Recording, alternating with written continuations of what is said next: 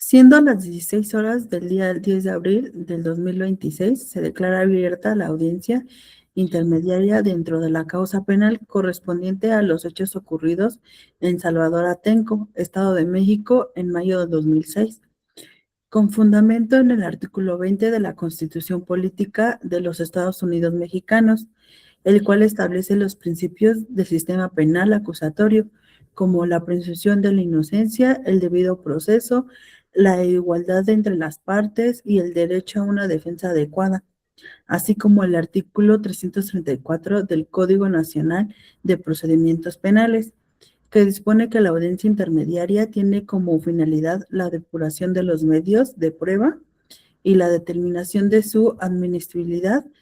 Se da inicio a la presente diligencia. Se solicita a las partes conducirse con respeto, en términos de lo dispuesto por el artículo 54 del Código Nacional de Procedimientos Penales. Procede las partes a identificarse. Por parte del Ministerio Público, ¿quién nos acompaña? Buenas tardes, su señoría. Con usted compadece el Ministerio Público, la licenciada Karen Ayeli Galindo Ramírez. Buenas tardes, su señoría. Comparece ante usted la licenciada Blanquestela Navarro Francisco y soy el asesor jurídico de la víctima. Licenciada Blanca, ¿la víctima inicial no se va a presentar? No, su señoría. Licenciada, con el fundamento en lo dispuesto en el artículo 12, fracción 4 de la Ley General de Atención a Víctimas, queda usted asignada como asesora jurídica pública. ¿Acepta usted el cargo? Sí, protesto. Por parte de la defensa, ¿quién nos acompaña? Buenas tardes, su señoría. Comparece ante usted el licenciado Kevin Eduardo García Amador, con cédula profesional 1722110009.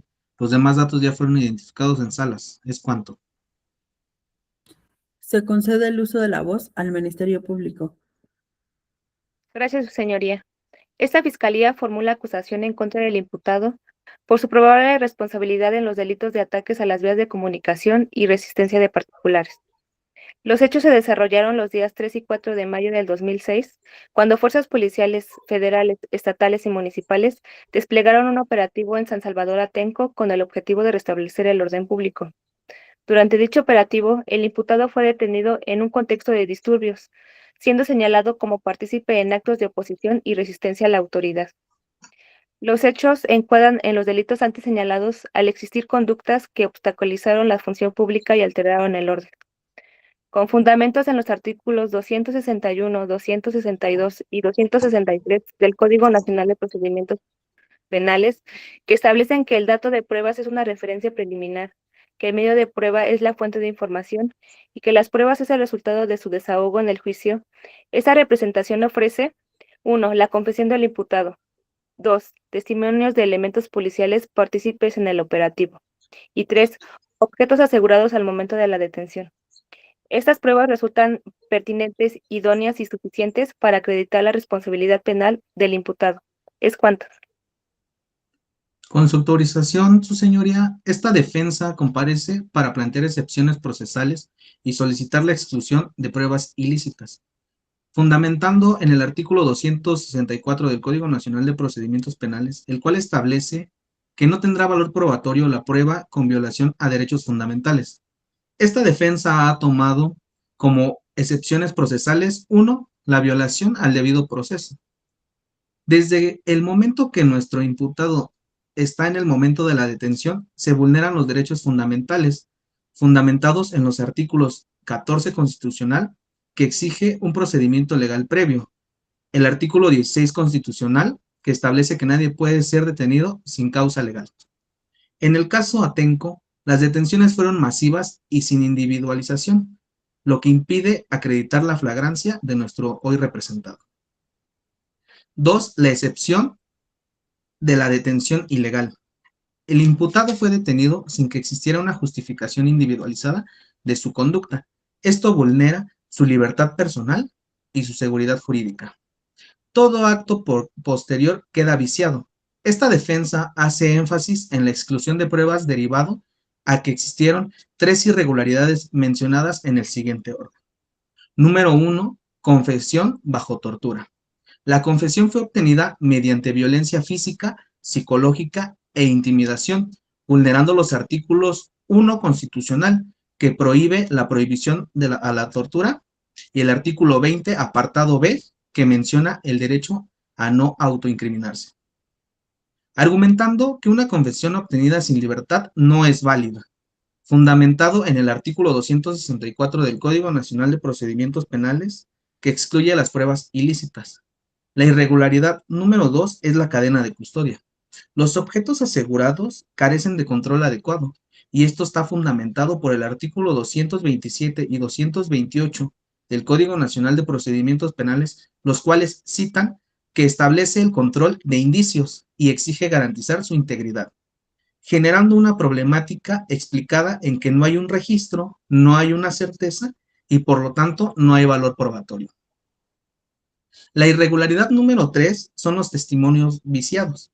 Los testimonios policiales presentan interés directo y posible coordinación, generando que la credibilidad de las autoridades se encuentre comprometida. Se solicita aplicar la doctrina del fruto del árbol envenenado, por la cual toda prueba derivada a una violación también debe excluirse.